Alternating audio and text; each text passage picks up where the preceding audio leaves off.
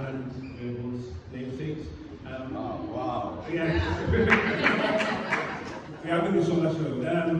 So I came to the UK long before Jaffa. We were more of the Anthony, I'm checking out, Andrew, I'm checking out people. And I only came to the UK because my fiance, who's now my wife, came to study in the UK. So I followed her before somebody else would snatch her. And when I came in 1993, there were no civil engineering jobs. I studied civil engineering, and there were no civil engineering jobs. So I said to myself, God could not have brought me all the way from Nigeria to the UK to just sit down and collect government money. Question: that Bible verse, is it true when I'm in my purpose, or is it just true all the time? The Bible verse says, whatsoever your hand finds to do, do it as what? Unto the Lord. And at that moment, I decided that I'm now not working for my security company, I'm now working for God. And by doing that, I engaged in the practice. And what is very important is that a year later, I was doing a security job, like I did an 18-hour shift. I looked up and they said, black graduates looking, they're trying to employ black graduates at the University of Manchester. I was like, oh, I'm black, I'm a graduate, okay, so I will go. So I applied, and I was writing out my application. Back then, we were writing out applications, or back in the day. And there was a section that said order. I was like, what can I write in this order? And I wrote in order, I will give you 101% commitment. Wow. And that caught the eyes of my deputy director, John Wilson. He was like, I want to interview this guy. So deputy director comes in, not the one that's supposed to interview people, he comes in, he interviews me, and I said, what have you been doing for the last 18 months? I said, I've been working in security. So I'm changing this interview right now, and I'm going to make this interview about security. How would you secure the University of Manchester? And based on your answer, you get the job or you don't get the job. So that's what I'm saying, that whatever you find your hand doing, do it as unto the Lord. Because I didn't realize that was what was going to happen. So that's how he asked me the question, and I went from security to graduate placement job to my boss telling me, after your 1 year of graduate placement, we like you so much, but we don't have a job for you. Create one. Wow. Create one. So I created my own job. I wrote down the job description, I did everything, I gave it the title. 25 people applied, but I got the job. So, I mean, that's kind of giving you the baseline of where I started from. Up until 2 years ago, we are the global vice president for a company called Process, working out in Germany. And that's kind of, there's so many things that happen along the way. But the main thing I want to say, two things I want to say, and then maybe you can hit on some questions. Two things I want to say is, one, there's a book called Jesus CEO. Has anybody read that book? Okay, look for it. And I read that book, and it made me realize that my boss is not my boss. Jesus is my boss. Jesus CEO. Yeah. Jesus is my boss. Doesn't matter what work I'm doing, doesn't matter what level I'm at, I'm working for God. And so I must present myself as a servant worthy of all honor in whatever I'm doing. And so therefore, when I'm mopping the floors, right? You know the guy that was mopping the floors that then became the senior vice president in Pepsi? You know the story? Who knows the book?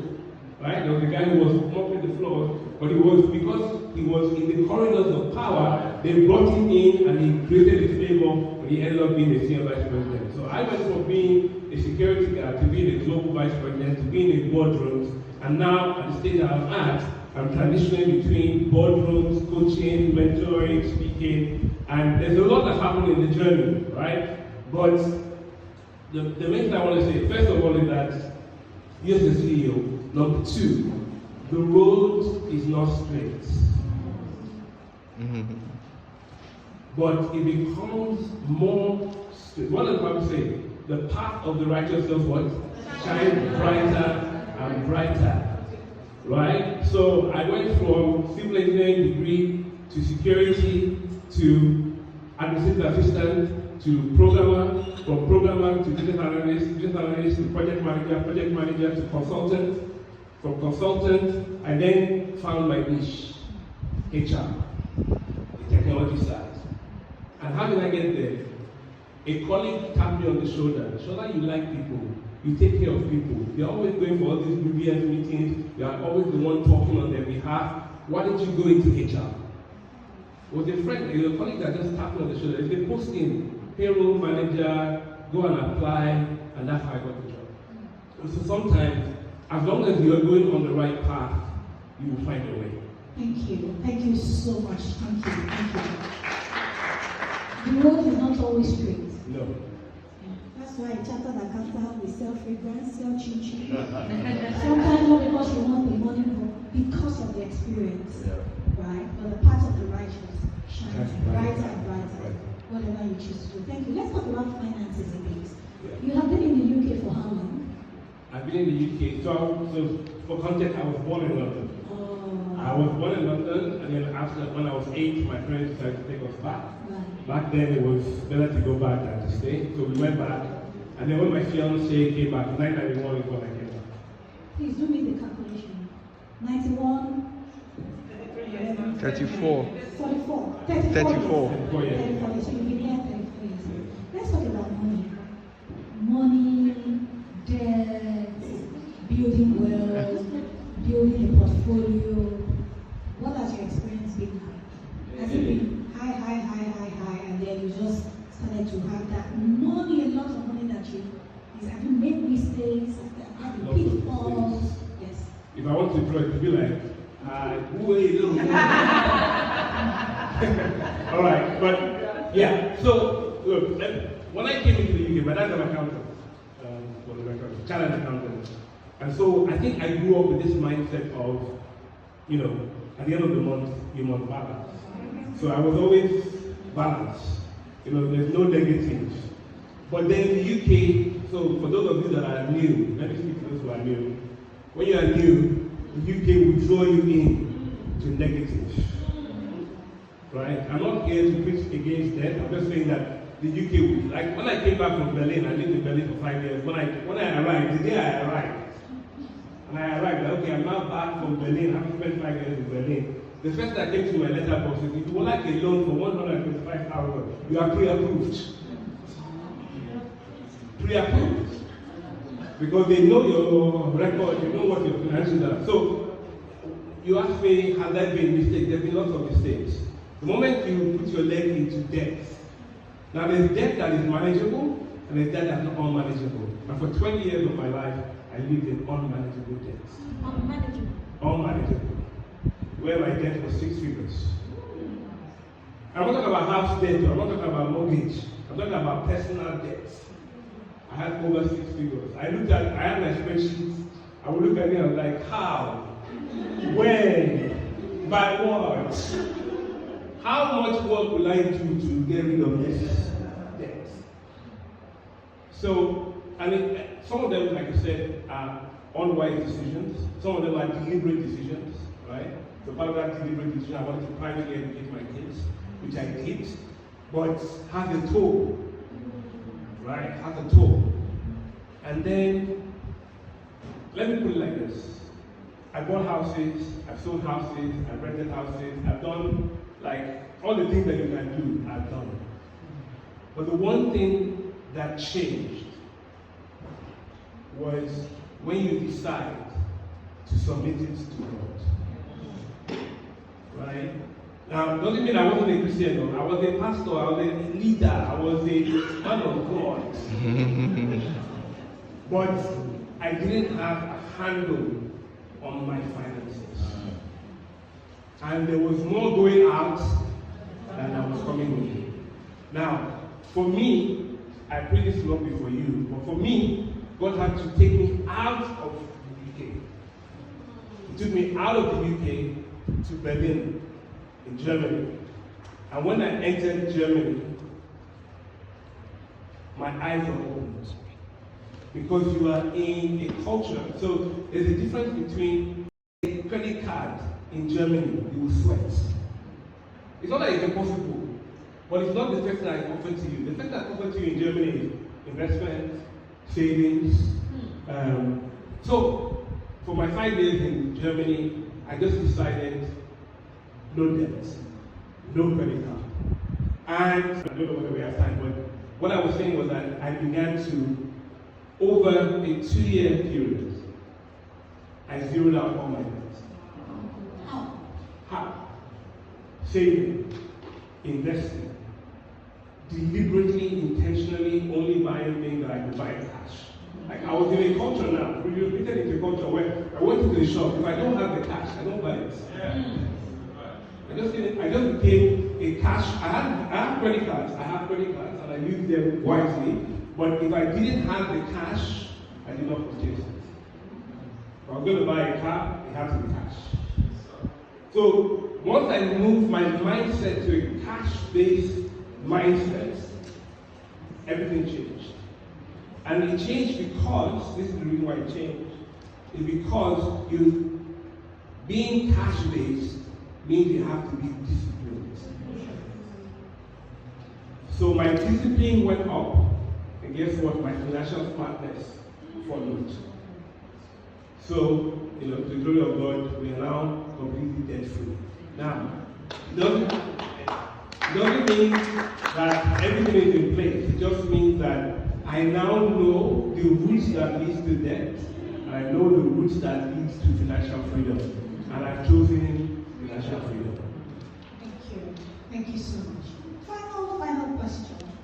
Let's talk about parenting in the UK. We're talking about debt, we're talking about your career, we're talking about where you have been. Let's talk about parenting. I know you have older children. Yes. Some of us we are still kindergarten, doing homework. But you have been here for 34 years. Yes. What would you typically advise people to do in terms of parenting? Not just nurturing children, but also showing them the path to go. For some of the things we are dealing with, some of us have children who are old enough to start to say that this is what I want to do, this is purpose. But you yourself, you're still trying to navigate purpose, especially for those who have just recently relocated. Yeah. And you're like, what am I even doing? I don't even know what I'm doing. I don't even know where I'm headed. And you have children who are 18, 19, 20. So you have father and children, or parents and children trying to navigate, and then it becomes messy because things are happening. What would you say to parents? What would you say about parenting in the UK and all of these things? Okay, so context, I have a son who's 28, a daughter who's 22, and my youngest is 20. I'm actually a grandfather also, so we moved into the new, that's a whole different ballgame. Being a grandfather, so my son and his wife are married and they have a 10-month-old grandson who is the joy of our life. They say that children are sweet, but grandchildren are sweet. I can tell you. Our morning ritual, when he comes before, it's like we do, I have decided. Alexa, play I have decided. And then my son, even this morning, we have to leave very early, but they still play this for him. So let me say this, and we don't have much time to really dive into this, but let me say this, like, if you're parenting in the UK, particularly in 2025, it will take you to be a prayerful person, to be able to navigate the systems and the security setup of the UK. But not to take too much time, let me give you 3 stories, nuggets that you can hold on to. Number 1, your children are not God's grandchildren. Did you hear me? Yeah. Your children are not God's grandchildren. The reason why I say that, my middle daughter took me to hell, came back, then we went around again and I was like, God, I'm finished, like we are finished. Like if I tell you stories, like social services, police, we've done all of it. I even thought that she was lost. But then one day I was praying in the woods, and I was trying to intercede on her behalf, and God said, what are you doing? I said, I'm interceding on behalf of my daughter. He said, are you Jesus? I said, no, I'm not Jesus, but I'm interceding. He said, you cannot intercede on behalf of my daughter. She's my daughter. So hands off. Right? This girl that I didn't think would finish secondary school went on to finish secondary school, do her A-levels, and is about to graduate this year. Wow. So that's the story. Your children are not God's grandchildren. So learn to hands off. Guide, coach, direct, instruct, but remember that they are God's children. Number two, sometimes love comes in hard measures. So my son, having done a gap year, went to study philosophy, dropped out without telling me, went back, started his degree, was kind of like here, not there. And one day he came to me and said, God told me that he should leave his degree and go to another university and start afresh. I said, when did God pass me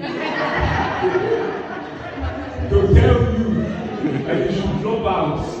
I said, his mom was very didactic. I said, no, it's very straightforward. If God is telling you to go to this other university, I am not giving you any financial support. You are God will sort it out. But if you are happy to stay and finish this degree that you have been begging God for, then guess what? I will support you. That was a tough summer. But what the outcome of it? My son stayed in Bristol. That same year, he met his wife. My son stayed in Bristol. That year, he was on the BBC. My son stayed in Bristol. That year, he interviewed David Attenborough. My son stayed in Bristol. That year, he had banners. I said that those banners are still up in Bristol today that had his logo on. He's a photographer. Right? My son stayed in Bristol. He became a youth pastor. What am I saying? Sometimes you need to be able to be very clear about the direction that God is. So if you're a prayerful person, and so like if you're so confident that God is telling you, what do you do? Right? And then the last thing to then say is that all your children are different. They thrive in different environments. My youngest daughter is the most academic, and she could only thrive very well in private education. My middle daughter was somewhere in between. And so, by the wisdom of God, even though we decided that we wanted to take all of them through private school, I had to pull her out of private school, put her into a public school, so that she could thrive. And then the final thing, for those of you who have kids that were born in the UK, I sent all of my kids, this was by divine direction, to study in Nigeria for 3 years. All of them have studied in Nigeria for 3 years. So they themselves are the ones saying, Daddy, when are we going to Nigeria? And so that gave them roots. So anybody who has a child under 10 at this moment, be thinking of rooting them in culture, rooting them in who they are, understand their identity, and allow faith to journey with them. Because the world we live in is different from your home.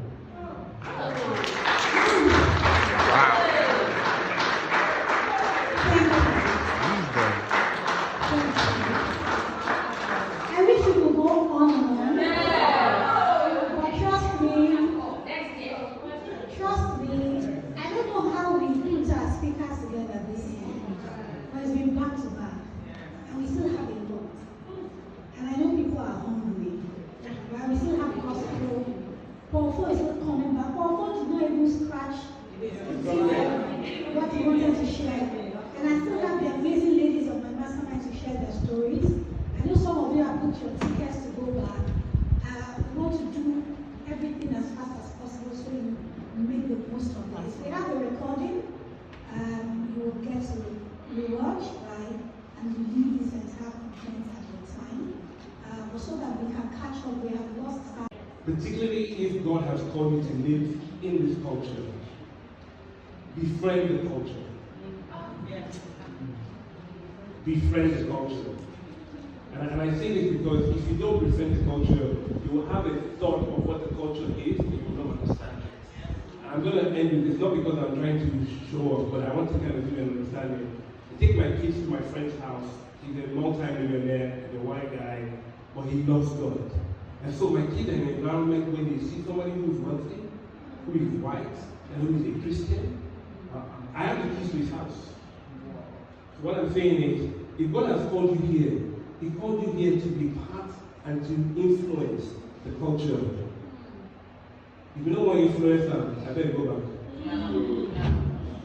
That one is